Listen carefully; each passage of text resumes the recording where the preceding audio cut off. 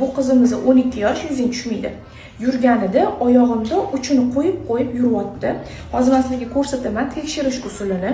Buni axilla paylari tepaga tortyapti, ham oyog'ida kuchli valgus, plaskovalgusni estapa, ya'ni ham yassili, ham valgus.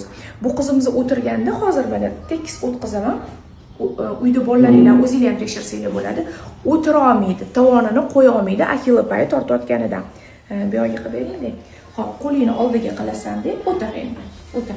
Mana tovoni siz Muhammad, tovoni tushishi kerak mana. O'tiring. O'tir. Aha. Mana orqaga, yo'q, o'tir. Bemalol, yo'q, qanday mana ko'rasan? Yo'ki orqaga ketib qoladi. Orqaga ketmasligi uchun tovonini ko'tarish kerak. Yana yo'q, sen o'tir. Tekis qil.